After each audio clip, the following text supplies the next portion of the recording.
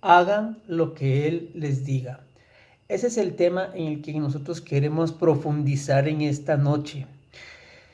Si bien habíamos visto cómo María fue haciendo una experiencia de discernimiento de la voluntad de Dios en su vida después de que le cambió por completo su proyecto personal en el instante de la anunciación, nos damos cuenta pues de que María no tenía claro todo desde un principio, que pudo experimentar miedo, que se sintió conturbada ante la presencia del ángel, que la saludó y que le dijo: llena eres de gracia, el Señor está contigo, y que va a concebir al Hijo de Dios y que le pondrá por nombre Jesucristo, y que Él será grande y que le dará el trono del rey David. Y así sucesivamente nosotros podemos experimentar que María en un principio, al escuchar todo eso, pues sintió miedo.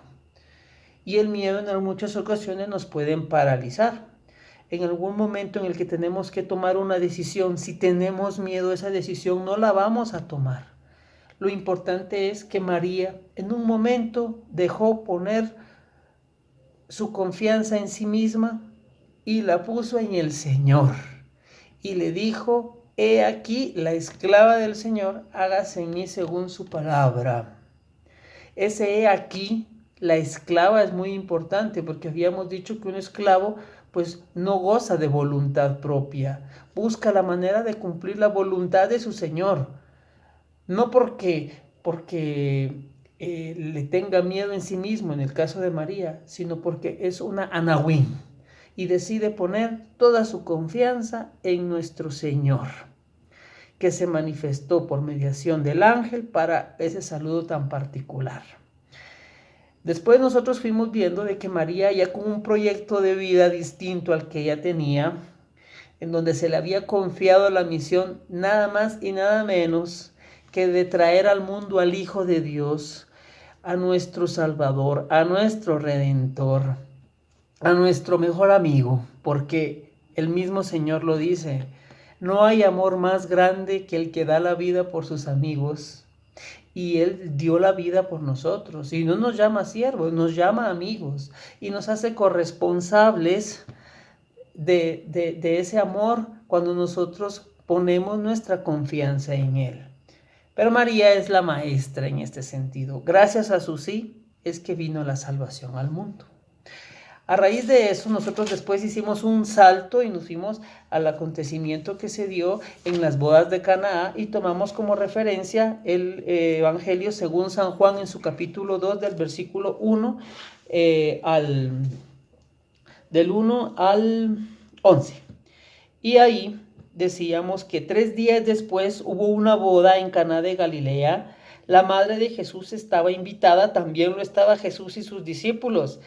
Se les acabó el vino y entonces la madre de Jesús dijo: no les queda vino. Voy a hacer un momento una interrupción aquí bien importante, porque María está pendiente de las necesidades de los comensales, de las necesidades de esas personas que estaban ofreciendo una fiesta por una boda. Y se les acabó el vino. No vamos a entrar en detalle que si hubieran sido más previsores, el vino lo tendrían. No. Lo importante es que se dio un acontecimiento particular, que se les acabó el vino, y María, a la única persona en que podía confiar, en que sabía que iba a resolver la situación, era Jesús. Tanto que Jesús le dice: mujer, no intervengas en mi vida, mi hora aún no ha llegado. Pero la madre de Jesús dijo a los que estaban sirviendo: hagan lo que Él les diga.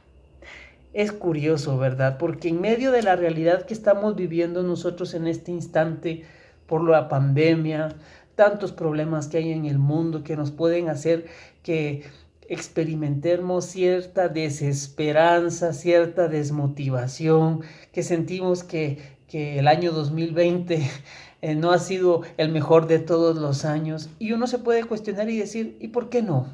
Sé que hay mucho dolor, sé que hay muchas lágrimas, que hay mucho sufrimiento en el mundo.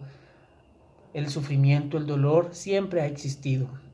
Pero de lo que sí tenemos que estar conscientes y seguros es de que María en este momento de nuestra historia está pendiente de nuestras necesidades.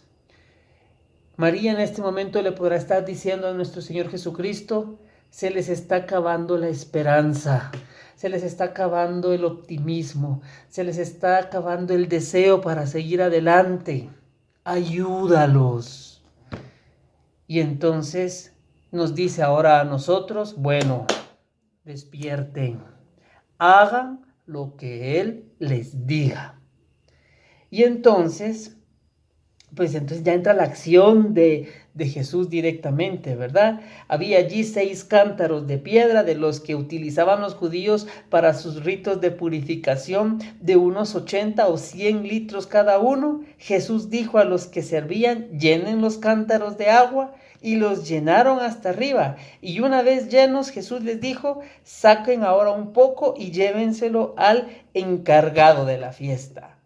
Ellos cumplieron sus órdenes. Vean, Jesús entra en acción y dice qué se debe de hacer. Y los servidores dijeron simplemente: manos a la obra, cumplamos a cabalidad lo que Él nos dice. Y entonces, cuando el encargado probó el vino nuevo, sin saber de dónde venía, pues solo lo sabían los sirvientes que habían sacado el agua, llamó al novio y le dijo: todo el mundo sirve primero el vino de mejor calidad, y cuando los invitados ya están bebidos bastante, sacan el más corriente. Tú, en cambio, has reservado el mejor vino hasta ahora. Y esto sucedió en Caná de Galilea. Ok, vamos a quedarnos entonces precisamente con ese: hagan lo que Él nos diga. María es consciente de que lo que nosotros tenemos que hacer en nuestra vida es lo que Jesús nos pide. Y yo quisiera hablarles de todo lo que Jesús nos pide, porque toda la Biblia, toda la parte correspondiente en los evangelios, pues definitivamente nos da una escuela de lo que Dios quiere que nosotros hagamos, no para que nos salvemos simplemente porque nos salvemos, sino más bien para que nos realicemos, para que encontremos el sentido de la vida, para que podamos ser felices, para que podamos ser santos. Y en la medida en que encontremos el sentido de nuestra vida en Cristo, en la medida en la que logremos experimentar una felicidad que viene desde Cristo, porque Cristo está en nuestro corazón, en la medida en que nosotros pongamos nuestra confianza y el sentido de la vida en Jesús, es entonces cuando por ende alcanzamos una salvación plena. Entonces, ¿qué es eso que el Señor nos pide? ¿Qué nos pide realmente que hagamos para poder realmente encontrar sentido a todo lo que estamos viviendo? Entonces, para ello es importante que nos vayamos a lo que corresponde en el Evangelio según San Mateo. Vayámonos a Mateo 6. A Mateo 6, del 1 al 4. Y nos está diciendo que cuidado con practicar las buenas obras para ser vistos por la gente, porque entonces su Padre del cielo no les recompensará.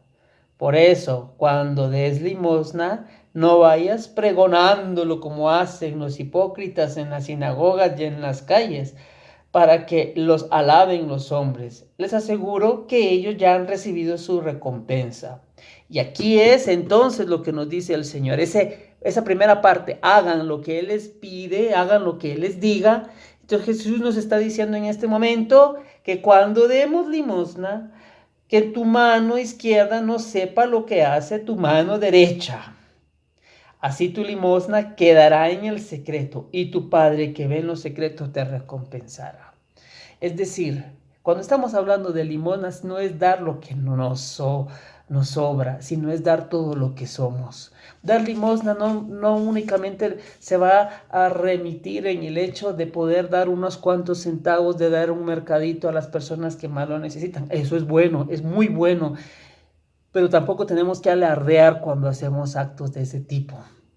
Y que todo el mundo vea cuánto dinero doy, que todo el mundo vea que mi mercado es el más grande, que todo el mundo vea que la ofrenda que yo doy en la iglesia cuando pasan la colecta es sustanciosa. No, no, no, no, no. Eso es importante, pero no es para que lo vean los demás. Pero tantas personas también tienen la necesidad de recibir de nosotros cariño, de recibir de nosotros comprensión, afecto, de recibir atención, escucha. ¿Cuántas personas acuden a nosotros simplemente para que escuchemos sus problemas, para que se sientan apoyados? Y quizás no esperan ni siquiera que digamos una sola palabra, sino que sepan que estamos ahí para ellos. Y eso es un gran confort. Y lamentablemente a veces nosotros somos tan indiferentes a las necesidades de nuestros hermanos, a las realidades que ellos viven. Entonces, la limosna no solo se puede concretar en el hecho de dar algo material, sino también dar algo de nosotros. No lo que nos sobra, sino dar todo lo que somos por nuestros hermanos. Eso es algo que nos pide el Señor. Pero también nos pide que vayamos a Mateo también, porque ahí vamos a decir por qué vamos a Mateo particularmente, siempre en el capítulo 6, pero ahora nos vamos a ir al versículo 9. Y entonces el Señor nos pide que hagamos algo. ¿Qué tenemos que hacer? Orar. Tenemos que orar. Y ustedes oren así. Padre nuestro que estás en el cielo, santificado sea tu nombre, venga tu reino, hágase tu voluntad en la tierra como en el cielo. Danos hoy el pan que necesitamos, perdónanos nuestras ofensas, como también nosotros perdonamos a los que nos ofenden. No nos dejes caer en la tentación y líbranos del mal. ¿Se dan cuenta? Es la oración que nosotros decimos todos los días, pero quizá lo hacemos de una manera muy mecánica y no de una manera desde nuestro corazón, una manera contemplativa, en donde nosotros podemos ver estas 7 partes que están componiendo el Padre Nuestro, ¿verdad? Padre Nuestro que estás en el cielo. Pues qué maravilloso sentir la ternura que podemos nosotros hacer de decirle a nuestro Dios, Padre. Y saber que todas las personas son pues hijas de este Padre. Jesús no nos enseña a decir, Padre mío, porque no, a Jesús no le gusta el individualismo, no solo así como que una relación de tú conmigo y los demás que me importan, no.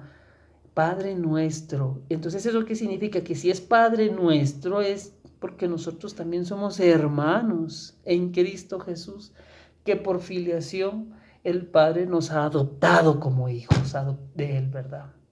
Por lo tanto, Padre nuestro, santificado sea tu nombre. Eso significa que nosotros alabamos, bendecimos, glorificamos, ensalzamos el nombre, sobre todo nombre, el nombre de Yahvé, el nombre de Dios nuestro Señor, que sea reconocido por todo.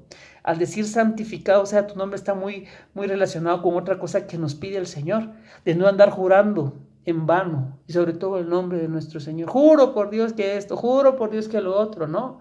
El Señor con esta parte nos está diciendo prácticamente que lo santificamos, lo glorificamos en la medida en que nosotros también decimos la verdad y somos verdad. Porque entonces la misma palabra lo dice, que tú sí sea sí y que tú no sea no.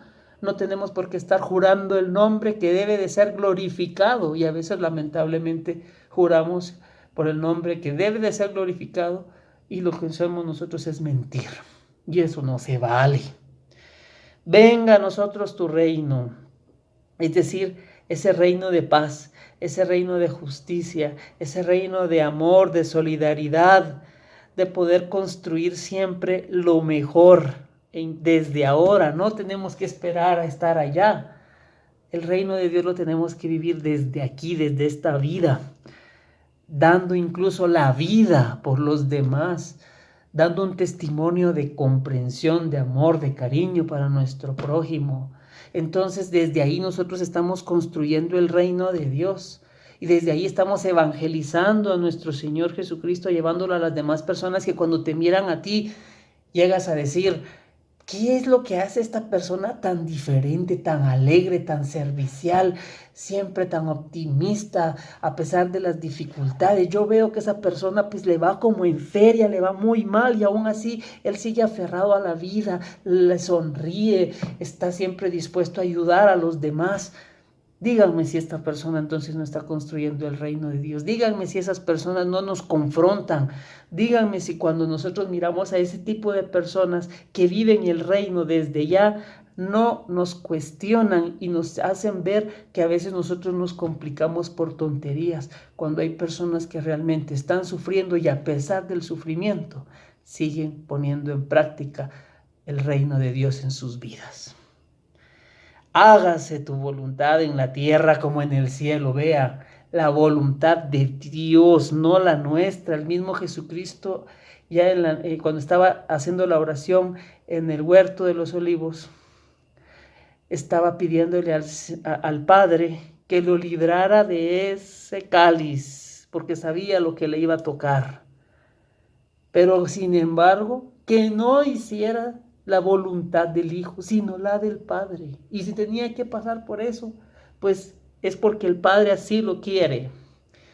Y es lo que María nos enseñó en Lucas al inicio de la charla, ¿verdad? Es decir, he aquí la esclava del Señor, hágase en mí según tu palabra, según tu voluntad, no la mía, sino la de Él, porque hay un proyecto salvífico de por medio, una misión que el Señor nos encomienda a nosotros, a cada uno, y nosotros estamos llamados de una u otra forma a descubrir a qué nos está llamando Dios todos los días.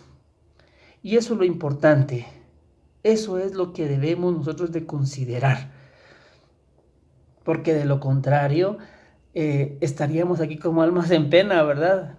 Que no sabemos ni siquiera a dónde vamos, ni siquiera sabemos el rumbo, ni siquiera sabemos qué estamos haciendo aquí. Por eso la importancia de la oración, de pedirle al Señor, Señor, enséñanos cuál es tu voluntad, qué quieres de mí. Hay mucha escuela de ello en los profetas, en el Antiguo Testamento, ¿verdad? Señor, heme aquí, Señor, estoy aquí, ¿qué quieres? ¿Qué es lo que deseas que haga? ¿Qué implica esto que tú deseas? Porque incluso estamos llamados a ejercer nuestro profetismo desde ahí, ¿verdad? A anunciar la palabra de Dios desde nuestro testimonio, a proclamar ese profetismo de saber que Dios vive en medio de tanta oscuridad, Él es luz y nosotros estamos llamados a ser luz. Pero para eso hay que pedir siempre que se cumpla la voluntad del Padre, por encima de cualquier cosa. Se los decía en la charla que lamentablemente se suspendió por falta de conectividad al Internet, que lamentablemente son situaciones que no controlamos, pero a veces nosotros quisiéramos entender la voluntad de Dios y no comprendemos, porque simplemente somos criaturas limitadas, que no podemos abarcar toda la inmensidad de Dios. Y nosotros quisiéramos encontrar respuesta para todo, porque somos muy racionalistas. Y lamentablemente pues hay cosas que se escapan a nuestra razón y muchas personas se desilusionan porque piensan que como no logran encontrar respuesta a eso que están maquinando en su mente, entonces prefieren no creer y hacerse, entre comillas, ateos, sin darse cuenta que siempre va a haber algo en el interior que los va a estar moviendo a ponerse a pensar que hay algo superior, que hay algo más grande que no logramos alcanzar desde nuestra mente, pero que sí podemos alcanzarlo desde nuestra fe, y es la persona de Dios en nuestras vidas. Y entonces cuando nosotros miramos que hay un ser querido que parte a la presencia del Padre, y sobre todo cuando son situaciones trágicas, cuando miramos que hay tantos niños que están siendo abortados, cuando miramos que cada vez la humanidad está perdiendo eso, la humanidad, y se están convirtiendo quizás en personas más instintivas, que buscan simplemente darle placer al cuerpo, al individuo, en esa relación tan personalista que a la larga se convierte en egoísmo. Entonces nos damos cuenta que podríamos decir, en medio de toda esa realidad, comprender por qué pasa eso es difícil. Y lo más fácil quizás sea echarle la culpa a Dios, porque a veces decimos, ay, a ver Dios, ¿por qué me lo quitaste? Si Él era tan bueno, o por qué esto, por qué permites esto, y a la larga no nos damos cuenta que el que menos tiene que ver en esas cosas es Dios. Que las cosas que ocurren a veces es lamentablemente por el mal uso de de la libertad que el Señor mismo nos dio. Por eso existe tanto mal en el mundo. Por eso hay tantos niños abortados, lamentablemente, por el mal uso de la libertad que Dios nos da. Y no medimos las consecuencias de nuestros actos. Pero como queremos seguir experimentando placer, entonces no me importa abortar a mi hijo. Lo que me importa es seguir viviendo el momento placentero. Entonces díganme, ¿será que eso es cumplir con la voluntad de Dios? Dios que es vida, Dios que es amor, Dios que dio su vida por nosotros. Entonces yo creo que también tenemos que corresponder a esa gracia, ¿verdad? Vean que eso es muy importante en el hágase tu voluntad en la tierra como en el cielo. Danos hoy nuestro pan de cada día. En efecto, el Señor nunca nos va a dejar de enviar, aunque sean los frijolitos más sencillos, el arrocito, la arepita, la tortillita. No nos va a dejar sin comer, porque nosotros lo creemos y porque el Señor es fiel a sus promesas. Pero lo que sí es cierto es de que no solo de pan vive el hombre, lo dice el mismo Señor Jesucristo, sino de toda la palabra que viene de Dios. Y Dios, en Jesucristo, en Jesús, en la persona de Jesús, se cumple la promesa de estar con nosotros todos los días hasta el final de los tiempos, porque Él prometió quedarse en el pan eucarístico, que es lo que realmente sacia nuestra hambre, pero más que nuestra hambre material, es nuestra hambre espiritual. ¿Cuántas personas hambrientas espiritualmente hay ahora en el mundo? Un montón, pero no se dan cuenta. Simplemente satisfacen la necesidad física, pero la espiritual no. Y por eso es de que siempre andan como que perdidos. Por eso es de que realmente no encuentran una felicidad plena. Porque es Cristo la felicidad plena. Porque Él es el centro de nuestra vida, la fuente de nuestra verdadera felicidad. Él se quedó con nosotros en la hostia consagrada, en su cuerpo que se ha quedado precisamente en la iglesia. ¿En la iglesia para qué? Para que tengamos vida y vida en abundancia. Porque Él mismo lo dice, el que come de este pan y bebe de este vino tendrá la vida eterna. Y Jesús no miente. Entonces, vean que toda esta reflexión que hemos estado haciendo de esto que nos está pidiendo Jesús de orar desde el Padre Nuestro, ¿verdad? Que nosotros lo decimos así de mecánica, va entre más rápido, mejor no, sino realmente aquí implican muchas cosas. Perdona nuestras ofensas como también nosotros perdonamos a los que nos ofenden. Es decir, que nosotros confiemos en la misericordia de nuestro Señor Jesucristo y por eso es que nosotros le pedimos perdón, pero que Él también nos dé la capacidad de dar el perdón a los demás. Es un don. Perdonar es un don que viene del Señor, no es algo que dependa únicamente de mí. No es fácil a veces, hay muchas personas que nos han hecho daño muy fuerte, pero díganme, el mismo Jesucristo sufrió demasiado en su vida. El acoso por parte de los fariseos. Desde pequeñito Jesús estuvo sufriendo, desde que estaba en el vientre de María, ya lo estaban persiguiendo. ¿Se recuerdan de la matanza de los inocentes? Desde ahí Jesús ya estaba sufriendo, ya lo estaban buscando para matarlo. Y luego que no le daban posada a María, no tenía un lugar digno donde poder nacer. ¿Y dónde nació? En un pesebre, en la pobreza, en la más grande pobreza. Ahí nació Jesús, el Hijo de Dios, el más grande de todos. Ahí nació, envuelto en pañales, lo colocaron en un pesebre. ¿Quiénes los adoraron? No lo adoraron los grandes reyes, no. Las personas humildes, las más sencillas. ¿Quiénes son estas personas? Los pastores, las personas que se encontraban en lo más bajo de la sociedad. Pero ellos fueron los que reconocieron a Dios como el Hijo de Dios. A Jesús lo reconocieron como Hijo de Dios. Y por eso también estamos llamados, si Jesucristo desde pequeño comenzó a sufrir y siguió sufriendo durante el resto de su vida pública y hasta lo mataron y lo golpearon antes de matarlo y lo crucificaron. Sufrió muchísimo y aún así, ¿qué fue lo que dijo Jesús? Padre, perdónalos, porque ellos no saben lo que hacen. El Señor siempre está dispuesto a perdonarnos si nosotros nos arrepentimos de corazón. pero también nosotros tenemos que tener la capacidad de perdonar a los demás. Por eso pedirle en la oración al Señor que nos dé esa gracia de poder perdonar a las personas que tanto daño nos han hecho. Porque cuando nosotros no perdonamos nos amargamos.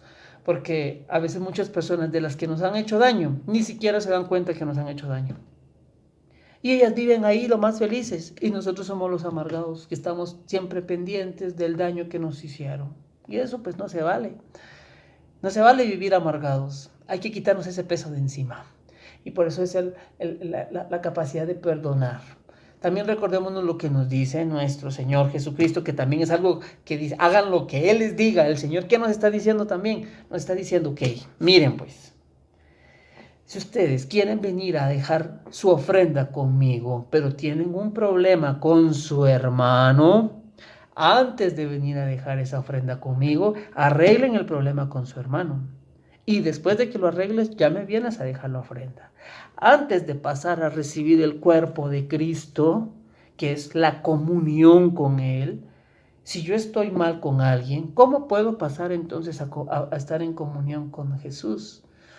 Porque Jesús nos está pidiendo que estemos en comunión con Él, sí, pero que también estemos en comunión con nosotros mismos y que también estemos en comunión con las personas que nos rodean y con la naturaleza. De nada me sirve a mí pasar a comulgar y recibir el cuerpo de Cristo si ando matando perros, si ando pateando gatos, si ando cortando árboles de manera desmesurada, si ando tirando la basura en la calle o en los lugares que no correspondan. Entonces, ¿cómo puede haber comunión con Dios si Dios fue quien creó toda la naturaleza? Es cierto, nos la dio para que la sometiéramos, pero para someterla no es también dañarla, no es comprometer la vida de nuestros demás al dañar la naturaleza, al contaminar el agua. Entonces se dan cuenta que esto es un gran hilo conductor que nos permite realmente que para llegar a Cristo también tenemos que estar bien con nosotros, bien con nuestros hermanos y bien con la naturaleza. Y también hay que saber perdonar. No nos dejes caer en la tentación. Bueno, sabemos que la tentación no es pecado en sí misma. Es un momento de prueba, sí. Pecado es cuando convertimos esa tentación en acción. Por eso, no nos dejes caer en la tentación. En el momento en el que estemos tentados, pues doblar rodillas y elevar una oración. Por eso la importancia de la oración. Jesucristo fue tentado en el desierto antes de iniciar su vida pública. No se escapó de las tentaciones, no se escapó. Entonces, ¿qué pasa ahí? ¿Qué fue lo que hizo? Le debatió al demonio conociendo la palabra de Dios. Conociendo la palabra de Dios. Citando la palabra de Dios lo combatió. Manteniéndose en oración con Dios. Porque al desierto Jesús no fue a pasear, fue a encontrarse con Dios, a encontrarse consigo mismo, a discernir cuál era la voluntad que el Padre tenía para él. Entonces, ¿qué nos está enseñando Jesús? Que en los momentos de tentación nosotros tenemos que orar, estar en diálogo con el Señor, ponernos en la presencia del Señor, porque vean, el diablo nos conoce, incluso hasta puede conocernos mejor que nosotros mismos. Sabe cuáles son nuestras debilidades y sabe por dónde atacarnos y sabe por dónde nos va a tentar, porque conoce nuestras debilidades. Es astuto, es muy sutil. Y entonces, ¿qué ocurre? Ocurre que si nosotros nos mantenemos en comunicación con el Señor, en diálogo, en presencia de Dios, entonces la tentación la vamos a vencer. Y entonces nuestra fe se va a fortalecer y vamos a tener mucha más fuerza para poder, con la gracia de Dios, combatir las fuerzas del mal. Por eso, al finalizar la oración dice, y líbranos del mal. Es decir, que nuestra vida muestre la victoria sobre el mal y de todo lo que pretende apartarnos de Dios. ¿Sí? Líbranos del maligno, líbranos del diablo. Entonces, vean que entonces Jesús nos está diciendo a nosotros en este momento que no sea, es que seamos empáticos, ya lo habíamos visto con anterioridad, y ahora nos está pidiendo que, nosotros, que estemos en continuo diálogo con Él. Nos enseñó a orar. Son cosas que el Señor, pues en efecto, nos enseña. Pero ¿qué también nos está enseñando el Señor? El Señor nos está invitando a poder tomar una decisión. Vean, es importante. Eso es, cuando María dice, hagan lo que Él les diga, eso que Él les diga también implica hacer una decisión. Es decir, a no amontonar tesoros. Me estoy yendo en este momento a Mateo 6, en el versículo 19. ¿Por qué? Porque en la realidad es la que estamos viviendo hoy en día, en el que pensamos que en la que pensamos nosotros en que pensamos que la felicidad está en las cosas del mundo. Entonces el Señor nos está hablando y está actualizando su palabra, ¿verdad? Porque nos está diciendo, no amontonen tesoros en esta tierra, donde la polilla y la herrumbre echan a perder las cosas, y donde los ladrones perforan los muros y roban. Amontonen mejor tesoros en el cielo, donde ni la polilla ni la herrumbre echan a perder las cosas, y donde los ladrones no perforan los muros ni roban. Porque donde está tu tesoro, allí también está tu corazón. Esto es importante, porque María nos está diciendo, hagan lo que Él les diga, y Jesús nos está diciendo en este momento, bueno, la felicidad no tiene que estar puesta en las cosas materiales, porque son muy efímeras, pasan, se roban. La felicidad tiene que estar puesta siempre en la persona de Cristo Jesús. La felicidad tiene que estar en dar las cosas materiales, pero al servicio de los demás, y poner todos nuestros dones de naturaleza y de gracia al servicio de los demás. Porque qué feo sería yo siendo, por ejemplo, si soy un doctor, sería muy feo enriquecerme a costa de las personas, de su salud. Está bien, yo sé que se merecen un sueldo, pero lo más bonito es cuando ellos realmente, por la convicción, están sanando vidas y ponen su felicidad en ello, no en el dinero que van a recibir por haber salvado una vida. Entonces, son estos tres elementos que yo quisiera considerar en esta noche, ¿verdad? La empatía, ¿verdad? De poder estar siempre dispuestos a ayudar a nuestro prójimo. Eso es, por ejemplo, dar limosna. Ya lo habíamos dicho, el poder de la oración. Qué mejor oración que la del Padre Nuestro, que en el mismo Jesús nos enseñó. Y también la decisión necesaria siempre de poder poner todo lo que somos al servicio de los demás, no enriqueciéndonos, no colocando nuestra felicidad en las cosas del mundo, en la moda que pasa, en el carro de último momento, en el último celular, y presumirlo por todos lados, y que eso me va a restar libertad, que eso me va a restar paz. ¿Por qué? Porque ya estoy pendiente de no sacar el celular en cualquier lugar porque me lo pueden rayar, en poner mi felicidad en un carro último modelo que acabo de sacar de la agencia, que me va a condicionar cierta libertad porque ya no voy a poderme desplazar por donde yo quisiera, porque tengo miedo que me roben mi carro, porque tengo miedo que me lo rayen. Entonces, eso no es ser felices. La felicidad siempre debe de ser colocarla en nuestro Señor y colocar todo lo que somos al servicio de sus hijos, al servicio de nuestros hermanos en Cristo. Eso por el momento es lo que yo les quiero dejar en esta noche, mis queridísimos hermanos. Hagan lo que Él les diga. María nos está diciendo que le hagamos caso a Jesús en todo lo que Él nos diga. Y también el mismo Padre Celestial, tanto en la transfiguración como en el bautismo, se manifiesta y dice, este es mi Hijo amado, escúchenlo, este es mi Hijo amado en quien tengo todas mis complacencias. María nos dice, hagan lo que Él les diga. María nos dice, hay aquí la esclava del Señor, que se haga en mí su palabra. ¿Se dan cuenta? Entonces, eso es importante en nuestra vida. Y eso es algo que nosotros tenemos que tener bien claro para poder ser cada día mejores ciudadanos del reino de Dios desde ya, no hasta que nos muramos, sino desde ya. Así que yo les agradezco de todo corazón la oportunidad que me dieron de poder llegar a sus hogares, de poder llegar a estar con ustedes. Les deseo lo mejor, que el Señor me los bendiga, me los guarde siempre, y vamos a cerrar este momento con esta oración que hemos meditado el día de hoy, la oración por excelencia, la oración que el mismo Jesús nos enseñó, haciendo la señal que nos recuerda el amor que Dios nos tiene. En el nombre del Padre, del Hijo y del Espíritu Santo. Amén.